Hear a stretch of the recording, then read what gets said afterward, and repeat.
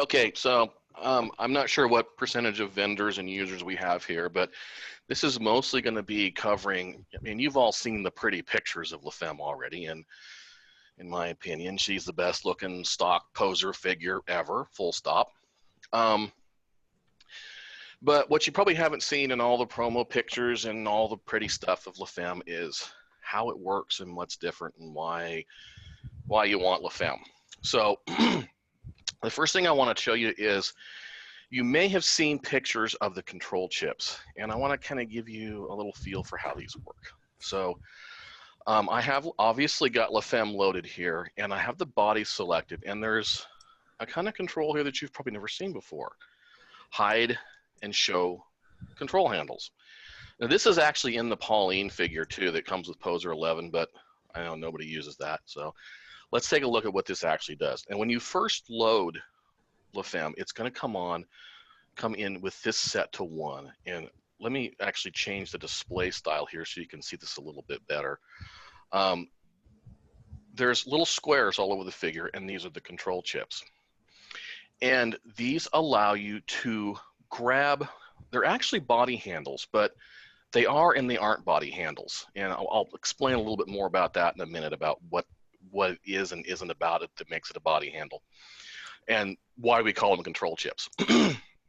These basically give you access to extra body parts that you can use to pose a figure. And in fact, all of this expression on her face, the little lopsided smile here, is just done by grabbing one of these handles in the corner of her mouth, or maybe her eyebrow handle, and I'm just dragging it using the translate tool in Poser, you know, this guy up here in the corner. And for making expressions, there's no easier way to do it than with the control handles. And I see a lot of people trying to use the dial spins to do that, to set things up with the handles. And that's not really a very intuitive way to do it. I mean, not that it's wrong and it won't work, it's just probably the hard way to do it. And while we're here looking at things on the face of the figure, I want to show you some more things about not just the body handles and the face chips. This is going to apply really to the entire figure. Is that in this figure, every single body part, every single joint, the scales all work. Now you guys are used to poser figures where none of the scales work. In this figure, everything scales like it's supposed to. So if you select the head and scale it up, I want you to just pick any other poser figure and try this, and then laugh out loud at the horror that occurs to the poor figure when you try and do something like this. Everything scales, and everything can scale independently as well. So if you wanted your figure to have a fat lip, you can pick one of these lip chips, and in this case you would use the dials, and just scale it up, and you've got a fat lip. You don't have to go digging for morphs, and you know, let's face it, most figures there's probably a couple of hundred morphs on the head. And you know, which one is the fat lip morph? Someplace in amongst 1,000 dials, there's the fat lip morph. And even more than just being able to scale these, all of the body parts in the figure are set up with linear translations as well. That means they move up and down, side to side. You know, the XYZ dials that are normally hidden on all the figures. There's a reason why they're not hidden in this figure. It's because they actually work. So you can pick any chip. Let me actually pick the chin here, and I can translate it, and it will move smoothly. It doesn't just break off the figure and tear off chunks. So you can use the translate dials, and there's another way to do this. And this is going to involve the dumbest hotkey in all of the universe and all of computer world. Okay. So, you know, shift drag does something, control drag does something, alt drag does something. And when we were developing this new function for Poser 11, there was like a 3-hour meeting that covered this, trying to figure out what key we could use on the keyboard that was available on all keyboards. It had to be on Macs and PCs. It had to be able to function as a shift key, which it turns out there's keys on Mac keyboards that in the programming world don't work as shift keys. So we couldn't like hold down the tab key and drag that. And it turns out the escape key, yeah, the one on the very top left of your keyboard, the one you only use when you want to stop doing something, well, okay, guess what? It's the way you do it. So you pick out the translate tool, hold down escape, and then translate it. Yeah, I know it's weird, but once you get used to it, at least it's on the same side as the keyboard as the shift and control and alt. So you can use the mouse to directly move the body parts, so you get that interactive real time, you're looking at it happen feedback instead of trying to type numbers in and spinning dials.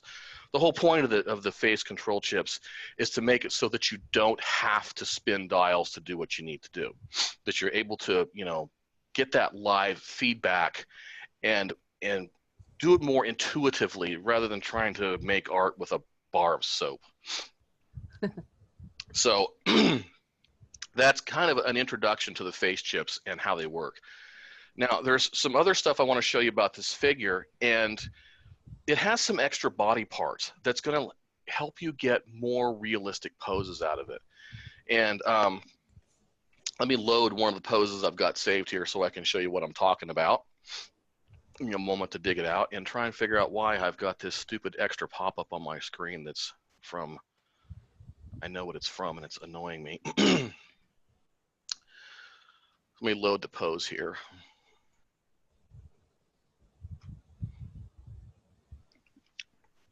So LaFemme has a few extra body parts that you may not be used to seeing in a figure. And let me make these a little wider so you can see them a little better here. And these look like poser bones from the setup room, and yeah, they actually are. And as we were developing this figure, I was trying to figure out how to represent the fact that she's got extra bones in her hand. She's actually got metacarpals, which, you know, we all have in our hand. And it's the reason when we make this pose that I'm showing you with our hands, that the palm of our hand kind of folds over. And those extra bones allow that to happen. It allows this poser figure to do hand poses that really aren't possible with any other figure. And it's because you have this extra bone in the hand to move the palm around a little bit, like your palm naturally moves when you're actually finger counting. So we have extra bones there, and there's also a set of extra bones in the feet.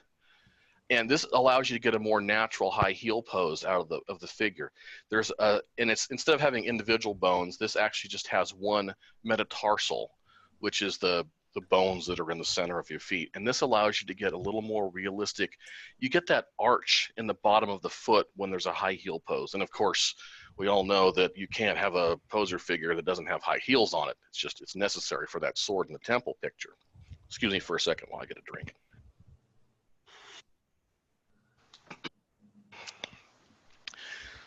So those are some of the extra body parts that you'll find on the figure that help you with posing. And this kind of brings up the question about, what about saving these poses, and what about, for example, figure symmetry? How do I, for example, we're working on the face here, and maybe we want to get a symmetrical look, and honestly the face chips make it very easy to do asymmetrical poses. And in the real world, people aren't symmetrical, they are asymmetrical. So it's very easy to get those slightly out of balance poses. But let's say we want to have, you know, the real symmetrical look. And there's tools built into Poser for us to do symmetry just like on the face here. So all of a sudden I decide I want to have her face symmetrical in this pose. I go to Figure, Pose Symmetry, Custom. And I'm going to go right to left just because. Select None, and then come down to the head and hold down the Alt key on the keyboard and click that. And you see how it checked everything below the head. And I click OK, and now we have a symmetrical pose. So it just went from a lopsided smile to a surprise. And this same kind of technique goes to when you're trying to save expressions into the pose library. So if you're a content creator and you're like, hey, I love this expression, I want to save it, there's nothing really different or special that you have to do when you save this to the face library. So if you go into the face library and you want to start, you know, you want to save this new pose, when you click the plus, get this where we can see everything here. When you click the little plus icon, it's going to give you a chance right down here at the bottom to select the subset. And what that means is you're going to select which body parts in the pose you want to be saved. And just like before, you have the opportunity to check and uncheck all the body parts that are in the head. And these are all automatically going to be checked. So if you didn't come in here and just clicked OK, and typed your name in and clicked OK, or your name for your file in and clicked OK, it would automatically save all the chips and the morphs on the head at the same time. So you don't really have to do anything special to handle all of these extra body parts when you're wanting to save stuff to the library. So this kind of brings up the next thing, as I get a little mentioned morphs here, and the LaFemme figure does load with just the basics of morphs included. And there is an injection to put all of the morphs into the figure. And before you start working with her, you're probably going to want to inject the body morphs.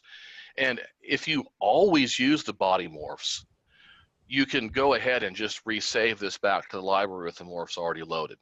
We left them separately so people can have that lightweight figure when they're doing their initial poses, and then inject the morphs later.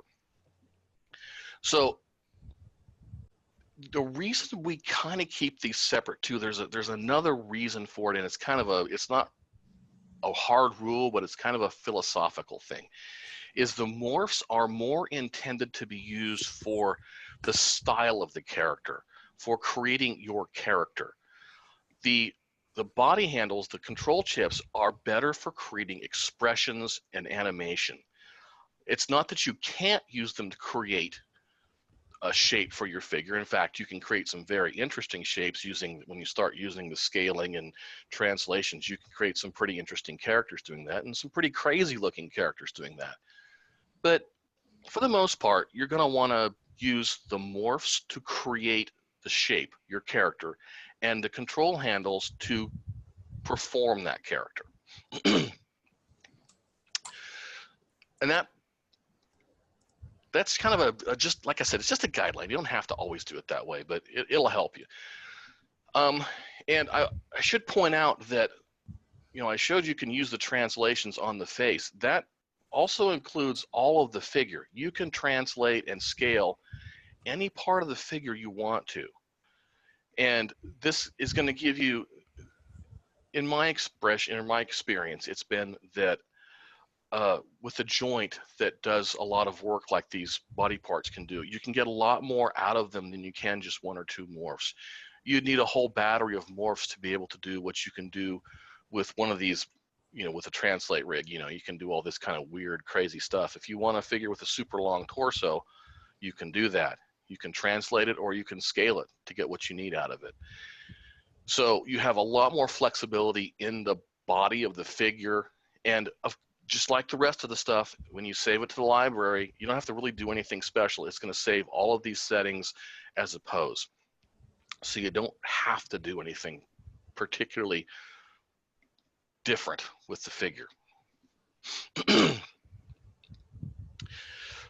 That kind of gets us to, we've covered the basic workability of the figure, how we, pose it and manipulate it in the library. And I'm sure some of you, if you've got the figure and have played with it a little bit, you know that it takes other characters' poses fairly well. Works pretty good with Dom poses.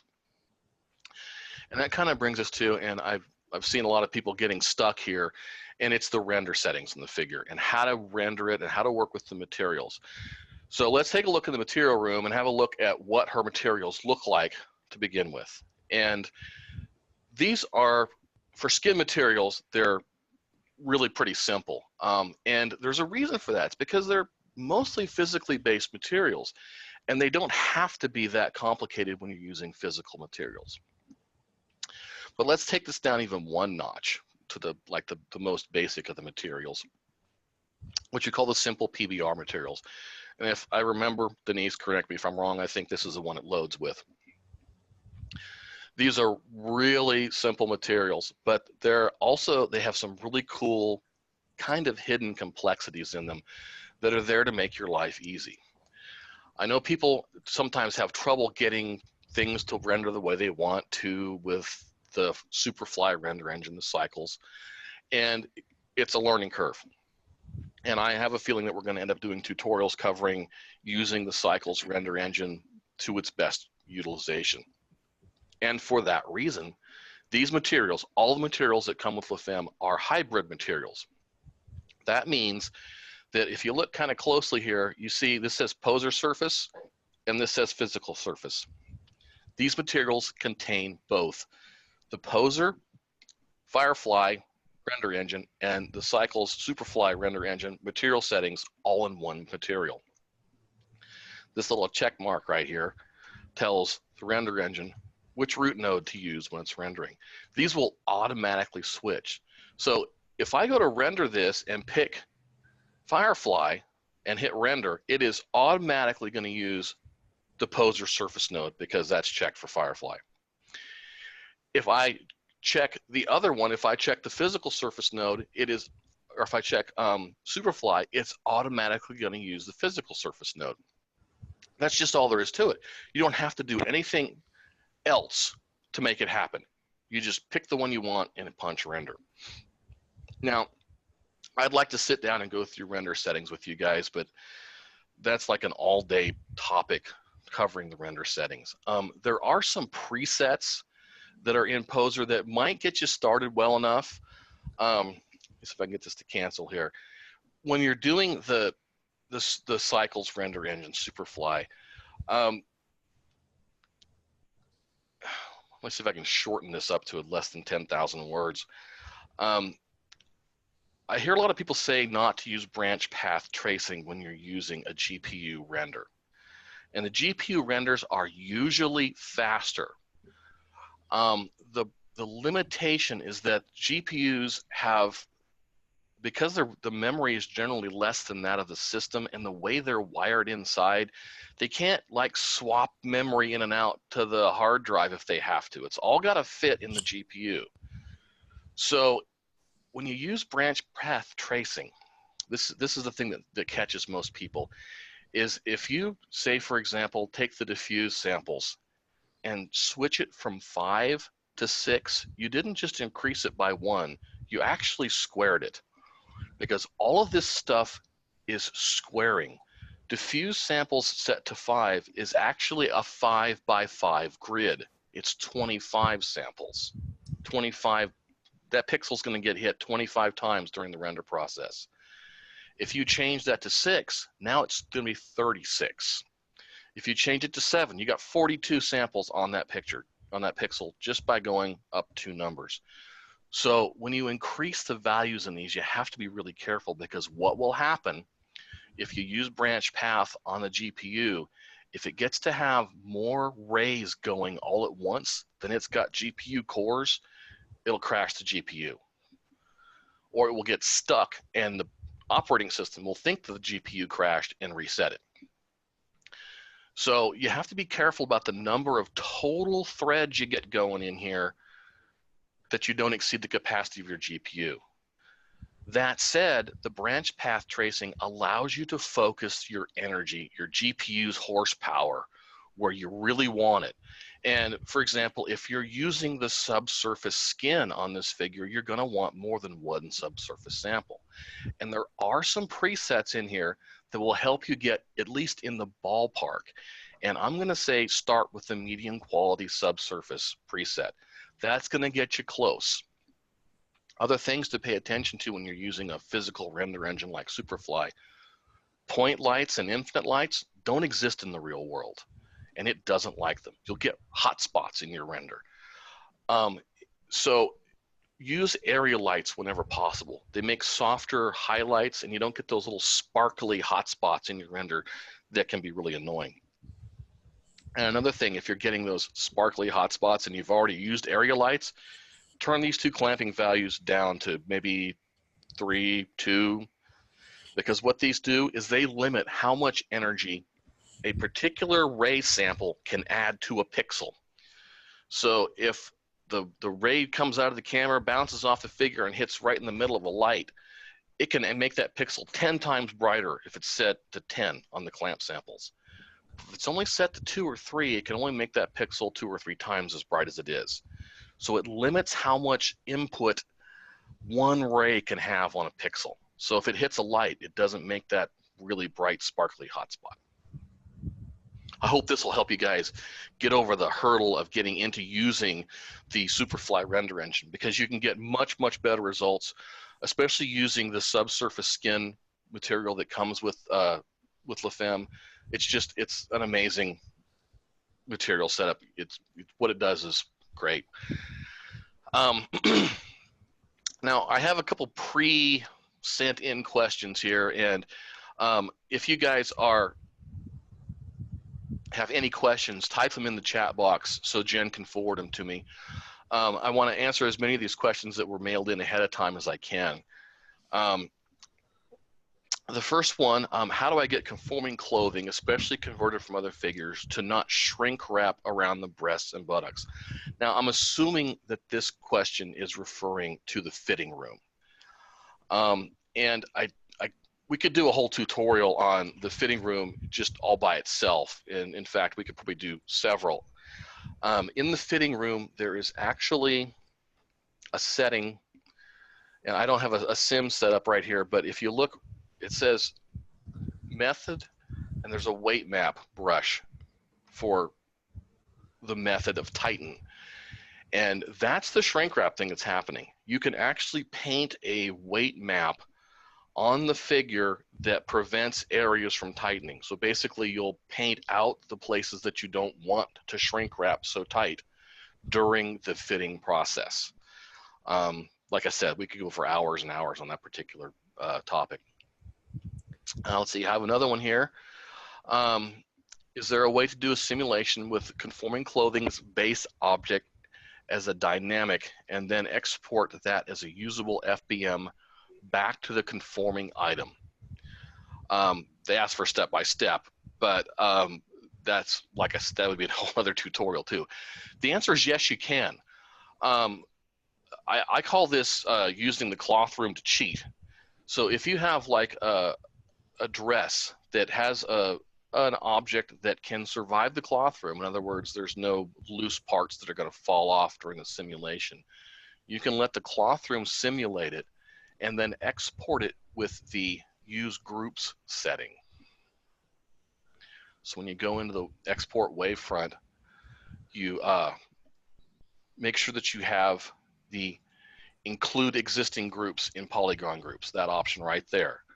When you export that dress, you'll be able to re-import it back to the original object file as a morph of whatever the result in the cloth room was. And another thing you can do, you can bake cloth room results by using the spawn morph target command on the object menu. So if you spawn a morph target on a cloth simulated object after the simulation, that morph will be the shape of the object from the result of the simulation. This is really good for creating setup morphs. If you've got a figure that has an extreme body shape and you're having trouble getting the cloth sim to match it without flying apart, you can use this to make a setup pose for your dynamic cloth to get it to get in the right shape at the beginning of the simulation.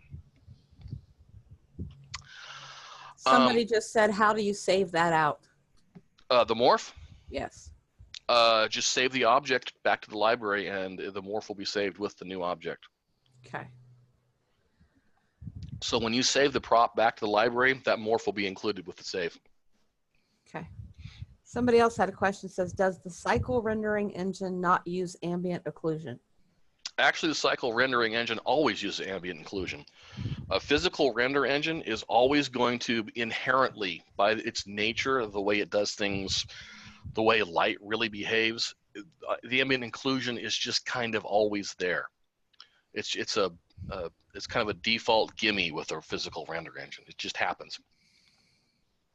And if I might jump in here, for those of you who are familiar with the iRay Uber shader in Dev Studio, the physical surface node works in this a similar principle, except there's not as many things to connect to. But if you're used to working with the I-ray Uber shader, the physical surface node will make better sense to you than the cycles root Yeah. node. The pure cycles root node is a little bit nerdified, and that's coming from somebody who calls himself a nerd. The physical surface node is a little more for people that breathe oxygen instead of spice gas. And another thing I should point out is that Denise made for you guys, and this is something that is included with Poser 11 out of the factory, as long as you downloaded all the content stuff. And actually, I'm not going to go looking for it in the library, but there is in the Poser 11 materials that come with it in the library. There's a thing called tilables, SuperFly tilables, and these materials take basically the image maps that you get out of Substance Painter. You can plug them right into that node, and you're done. You don't have to do anything else. So grab those for your examples. All you content creators and people that are trying to make textures that work for SuperFly, the work's done for you, especially if you're using Substance Painter.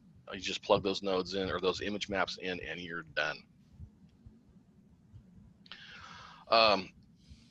Can someone help me go over with movement sizing morphs?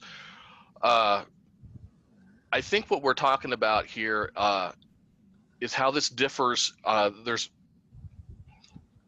They're asking about how to make the breasts move, basically. There's no delicate way to put it. That's the way it is. And let me show you. There's two ways to do it. First of all, now remember, I already injected the morphs that come with LaFemme. These guys right here, the body morphs, those are already injected. So the way you used to do it, where you have, all of these morphs, and you got a whole mess of dials to spin and play with. We've got the breast size and shape morphs that you're used to having. But what we also have is we've got the body handles on there as well.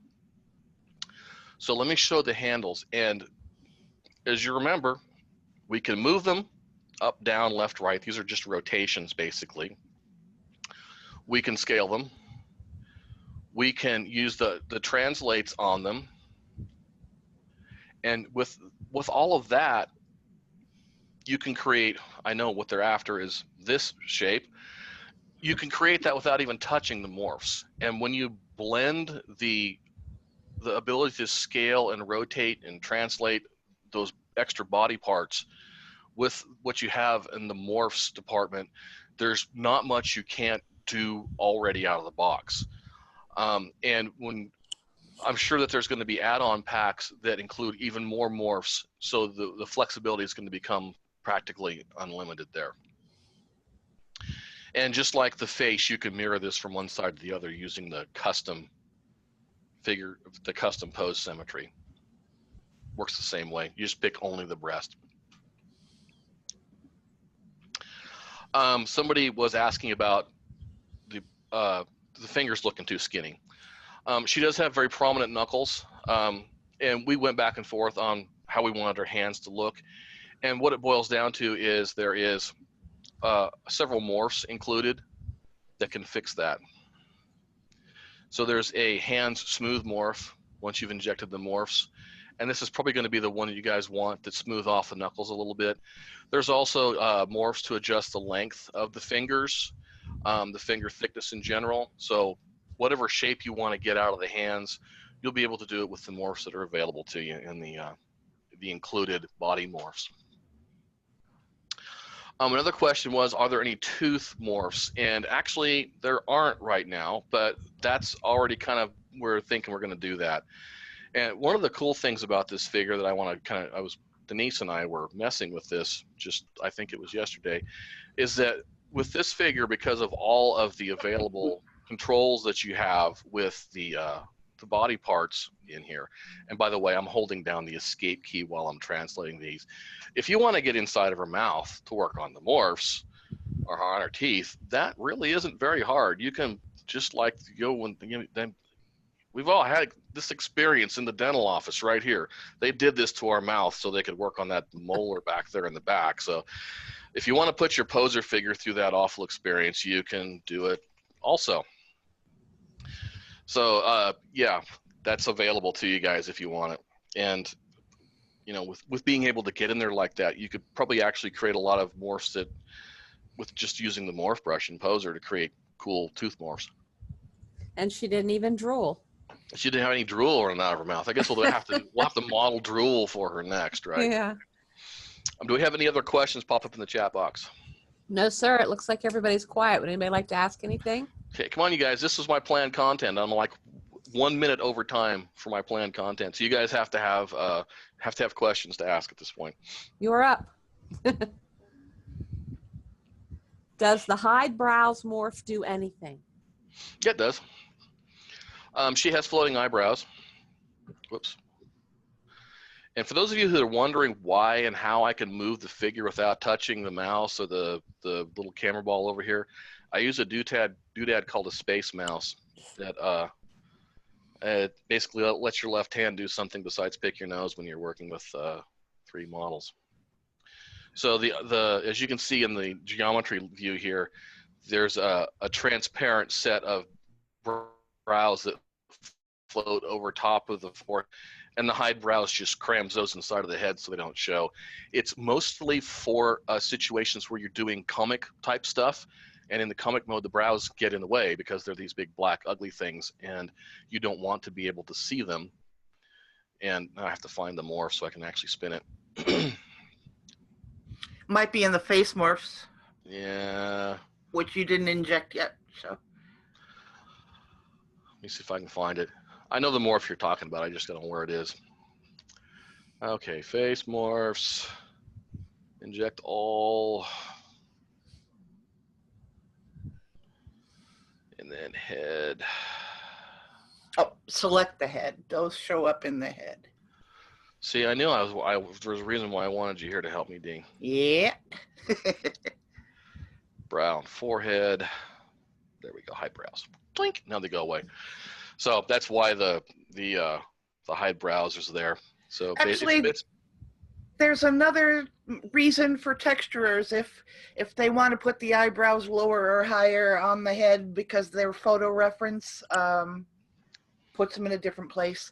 Then you want to hide those brows are actually there for little accent hairs. Yeah, for accent hairs and stuff.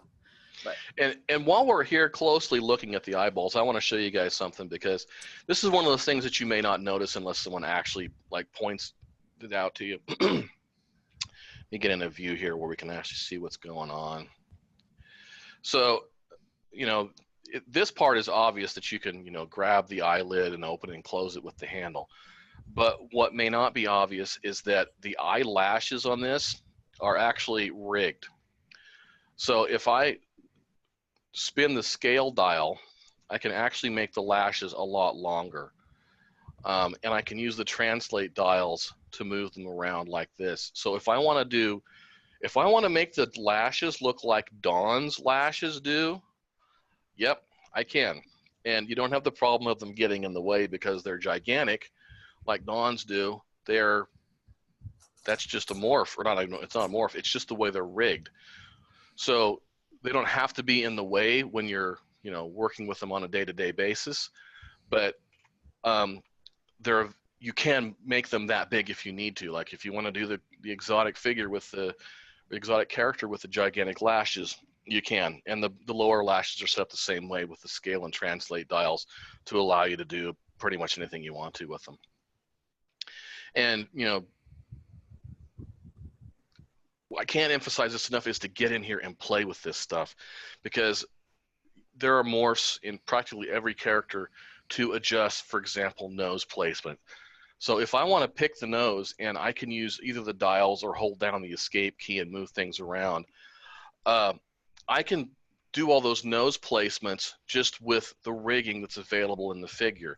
And if I want to give her a broken nose, I can switch to the twist dial. And, you know, now it's Cameron Diaz between nose jobs.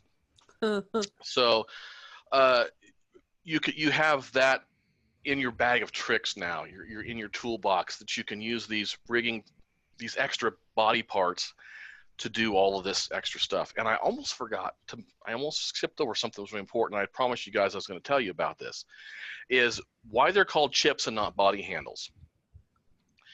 Is that these little chips that are all over the place are not part of the figure's base geometry. They are actually separate props, and it's a special feature that was added in Poser 11 that allows a prop to function as the handle for a body part. So when you hide them, or more importantly, when you export the geometry for this figure, so if you want to morph something and you want to take the figure out and morph it someplace else, you want to open up the base geometry for the figure and take it into ZBrush or something like that and make a morph that way. You don't have to trip over all of the extra body parts for the handles being in your way. You have a clean object file to work with. There is a downside to this, which I don't really consider to be that much of a downside, is that these all show in the figure list. But as soon as you select something that's not the figure, say a camera or something like that, then they're not in the props list anymore. So they're available from the props list, but you'll probably never actually really want to select them directly. What you want to do is just click on the control chip and let it automatically choose the body part that it's connected to, and let it do the work like it's supposed to. And that's a good tip to remember, because I had a scene where I was creating, and I had a handbag that is a prop. And I thought, oh, I'll never find it in this list. But if you click on something else and then props, you can find it. Yeah. Anything that's not props that are parented to the figure don't show in the props list when the figure's not selected. And the other way to do it is to use the hierarchy editor to choose stuff. So if you open up the hierarchy editor, you have a much more direct access to what's available in your scene. And if you've got a scene that's got a lot of stuff in it, you're probably going to want to have the hierarchy editor open someplace. You know, I have 2 monitors, so I throw it off to the side. And the other way to select stuff in the scene that I don't know if people know about this one is you can right click and pick whatever's under the mouse will be in this list. So if I click on a control prop, I'll have the head, the control prop is actually showing up there. But because it's not something you select directly, it doesn't show up in this little context list over here.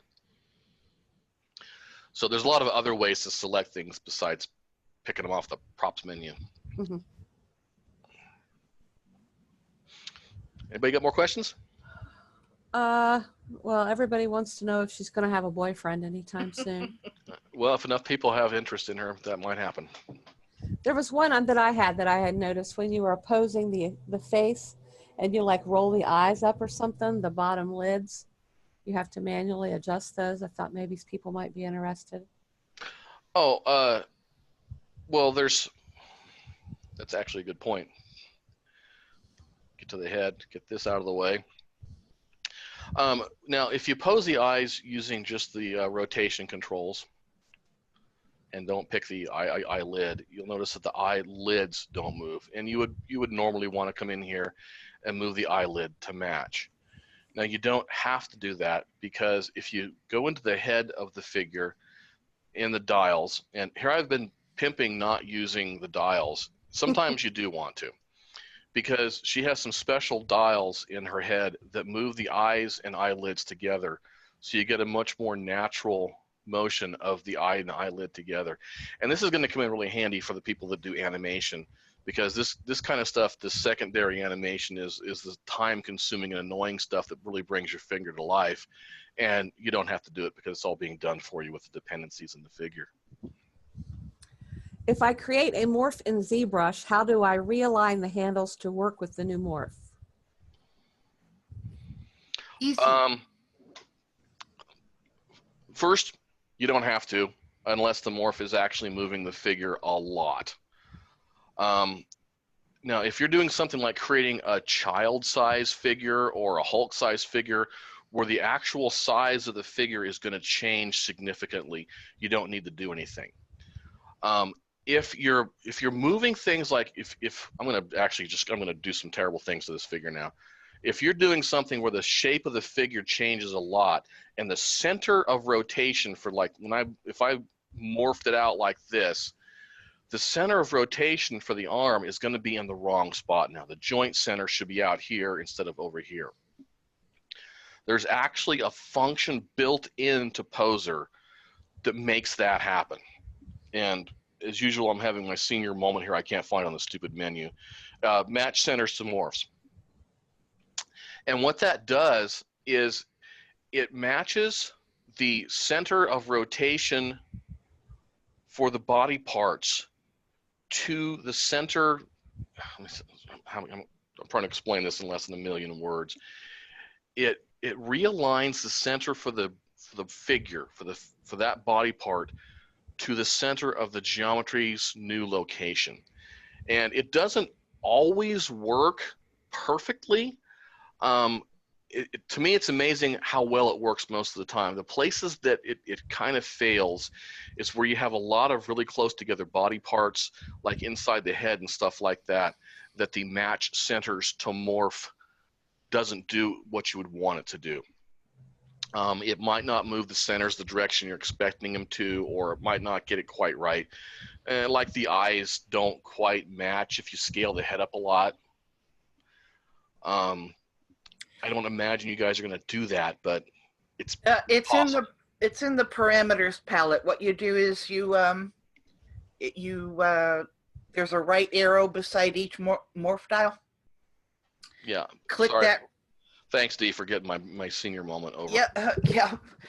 There it is. Match. So what you do is you pick like your master dial for your morph, and then just right click and choose match centers to morph, and you'll see all the control chips moving to about the right place, and then you know it worked. So yeah, it pretty much happens entirely automatically. You don't have to do much of anything to it.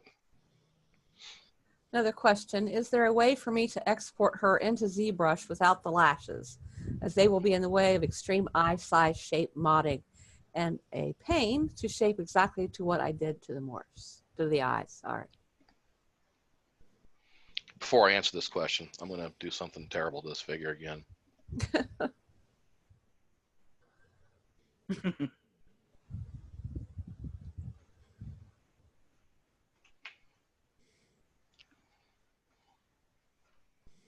So you guys can see what I'm doing.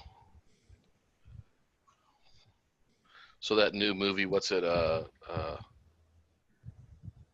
somebody just called you Picasso. Atika or what the heck's the name of the movie? I can't remember. There's so much you can do with Battle Angel Alita. That's it. Battle Angel Alita. You can do that with this figure automatic, or just it's built into the rig.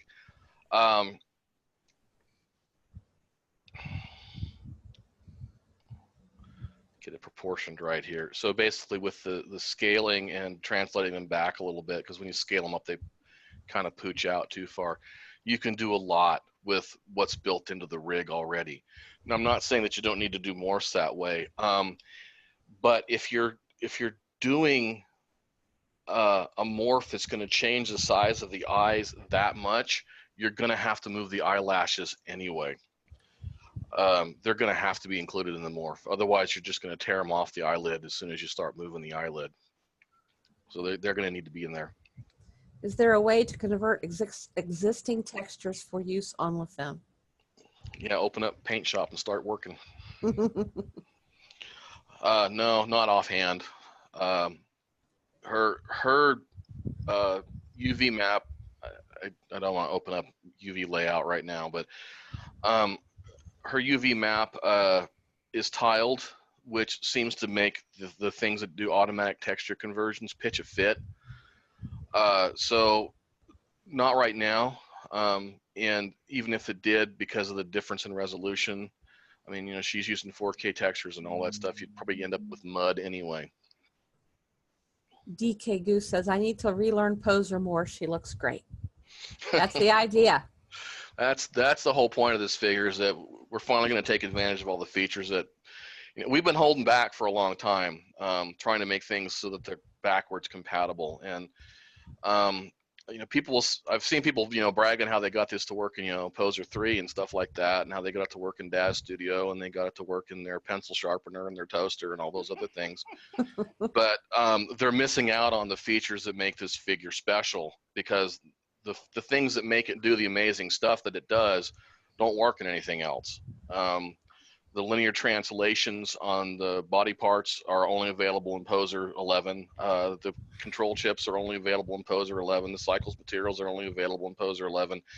It's instead of keeping our 1 foot in the past, we just kind of decided to drop it and just move ahead.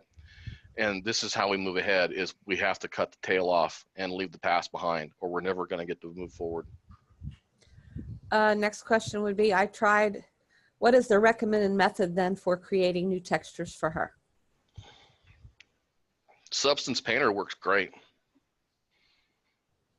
Also, the skins that come with her are a merchant resource, everyone, just so you know. Yeah. So somebody said I tried her in Studio, but she didn't look as good. Yeah, what happens in Studio, Daz Studio can sort of import Poser dependencies, but it doesn't import the current iteration of Poser dependencies. And there's stuff going on. When I rigged this figure, I was trying very hard to hide the ugly, sharp edges from you guys so you didn't have to deal with them. But in the background of this figure, there's some very complicated things going on to make it do what it does. And Daz Studio has no clue what's going on with those things. There's interlocked dependencies in the shoulders and legs that Daz Studio can't cope with. So it's just going to blow a fuse when it hits that stuff. It either isn't going to do it at all, or it's going to do it wrong. And having said that, I don't want to scare people that are wanting to make conforming clothing for this figure. I don't want to scare you off. I've done a couple tutorials that are available on Renderosity that covered how to work with those, specifically the JCMs, that are a little different than the JCMs you're used to working with, but they're not necessarily more difficult to work with. It's just a little different workflow than what you're used to. But once you've been through it once or twice, I don't think it's any more complicated than any other JCM you have to deal with, and certainly not as mind-boggling as dealing with Victoria Forge magnets. As far as other methods for creating textures for her, Substance Painter has some nice skin features in it. Blacksmith, if you know that one. If you really have the bucks, Mari is fantastic. Let me see, and pretty much any, even Photoshop. If you use Photoshop, you can still use it on LaFemme, whatever you used to. Yeah, there's no special tools are required to work with her, and a lot of what's done on this figure is done right inside of Poser. I mean, a lot of the morphs and stuff were built right using the morph brush. So you have a lot of the tools you need already at your disposal right here in Poser. Obviously, you can't make textures, but for morphs and shapes like that, you've got the morph brush at your disposal, which is kind of ZBrush light already, and it has one of the capabilities that's in the morph brush that's just not in anything else, is the ability to shrink wrap right to this figure. Basically, you tell it, I want my clothing to be this far away from the figure, and you brush it, and it just happens. You don't have to do anything. Jan says you guys outdid yourself. She's fantastic. We had fun making her. Yep. Chucky says, can her eyes push forward a little to avoid that hollow look?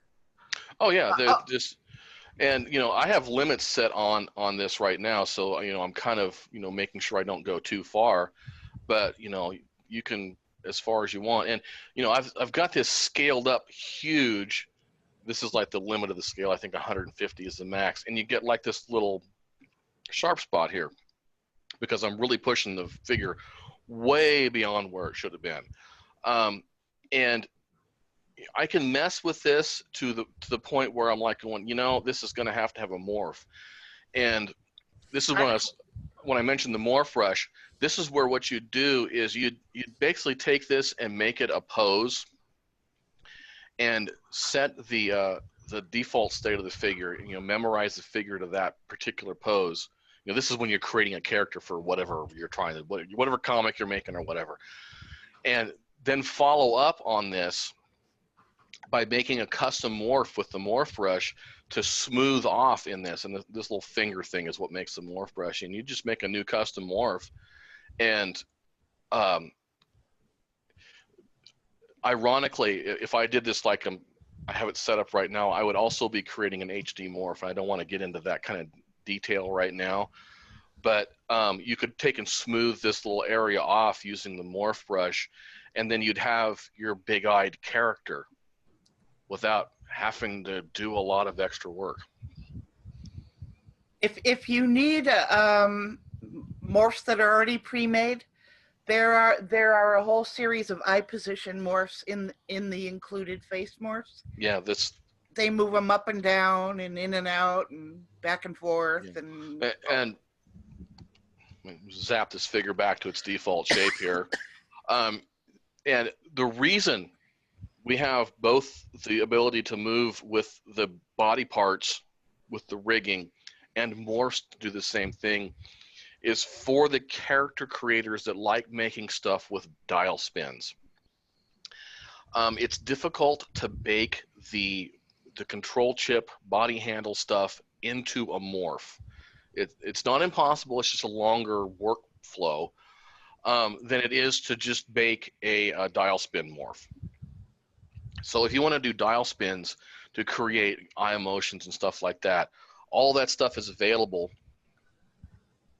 And these, we're going to have to guide me again. Eye positions, there they are. So it's kind of, they're all duplicated in here from what you can do with the rigging. And the reason for that is that you will be able to bake these into a dial spin morph, where you wouldn't be able to bake the rigging into a dial spin morph. Someone asked, if creating conforming gloves for the figure, as an example, can the new bones in the hands be used in gloves? In fact, it has to be. So yeah, you'll have to include the extra metacarpal in the gloves. Gloves, that is the absolute deep end of the ocean when it comes to rigging. That's going to be that's going to be the most difficult thing you ever rigged in your life. Oi, oi, oi. And if this is like you haven't been doing rigging for a few years, wait before you tear all of your hair out and try and do that. Gloves are not a starter kit. No, they're not the place to start. Even I am a little timid when it comes to making gloves work. I mean, I can do it, but I'm like, oh, not hands again. But you don't need the metatarsals or metacarpals in the group. It's just a ghost bone, correct? Oh, that's a good point, Denise. I should clarify that. I mean, if you look at this, the reason these show up all glowy the way they are, and also, just by the way, I probably didn't point this out, when you hide the controls, it hides those as well. There's no group in the hand for the metatarsos, or metacarpals, I'm sorry. The metacarpals are essentially a ghost bone that are being controlled by this is just a control chip. It's just not square. It happens to be pointy and looks like the bone thing from the setup room. But you do need to have the metacarpals in your rig. They have to be between the hand and the first digit of the finger. In fact, they're called, you'll notice the name of this is right index 0. Couldn't think of a better name for it, so they got to be called zeros.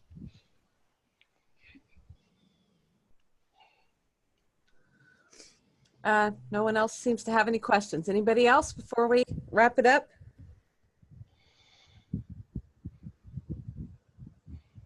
They're very quiet. Very quiet. I see no typing popping up. No. So I think maybe they're all happy. Oh, the best way to shorten her. Yeah. I should let you present this part, Dee. Oh, I have fun with that. Let me show you guys something here. There's like 18 different ways to do this that are all so cool. You can make her shorter. Yeah, actually, what I'm gonna do? This is something you guys haven't used in Poser for a very, very long time, because it's been broken for a very, very long time, because nobody has set up scales right for a very long time. Figure height. This stuff didn't work before. I can turn her into an adolescent pretty much just like that. It's not perfect because this stuff was originally made to work with Poser 2. Normally that gets left at ideal adult, and it works just on the scales of the figure. So if you want to make a smaller sized figure, you can actually just use the scale controls to scale the figure down. And you can fiddle with the scales. You can also fiddle with the translate controls to make arms and legs longer and shorter to create the proportions of the figure you want.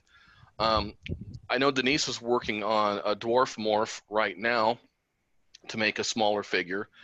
And in the meantime, you guys can have great fun playing with the scales on this figure, because for once they work, and you can do a lot of cool stuff messing with all the different scales for the body parts.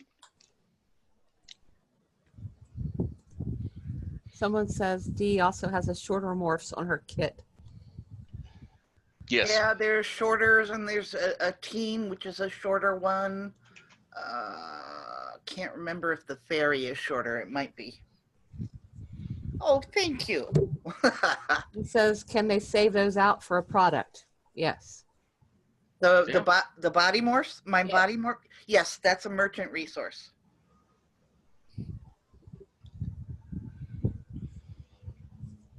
Oh, you know, I did think of something I could add to this that might be helpful for people, especially people that are doing content.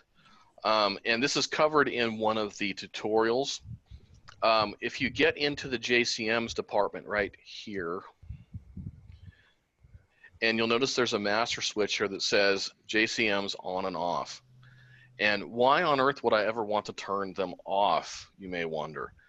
When you're doing conforming, when you're working on the weight maps, it can be a little confusing as to if something's not fitting right, what is it that's not fitting right? Is it the original rigging, the weight mapping, or is it the JCM that's not following correctly? And if you can turn one of them off, in other words, turn the JCM off, you'll be able to tell which one is not cooperating, or if maybe it's both of them. So if I spin this dial to 1, you'll notice that now she has the dreaded bubble shoulders from all of Poser figure. And when I turn it back on, she gets more natural looking shoulders. And the other thing that this is useful for is when we create JCMs, we try and anticipate as many poses as we possibly can, but there is going to be a pose that someone wants to put this figure in that they don't work for. In a case like that, you can turn by setting this to off, you've basically shut off the automatic application of the JCMs. And then you have the ability to come into the individual morphs and dial them back in manually so that you can get the smooth rounded shoulders like you had with the JCM on, and you can manually omit the one that's not working the way you want it to, or maybe dial it a little bit less. This gives you basically full control over that automatic stuff.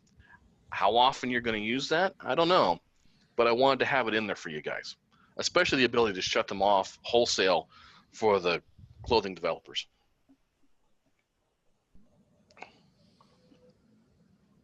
All is quiet. Okay. So I guess thank everybody for coming today. We're really glad you're here. It's a pretty good turnout for the number of emails we have. I'm hoping we can do this again. I'll be asking Chuck and Dee if they'd like to do this again. If any of you have any topics that you'd like for us to cover that we haven't covered here, it's always good to come up with questions as soon as everything's done and you go, oh, I should have asked that. Then send us an email.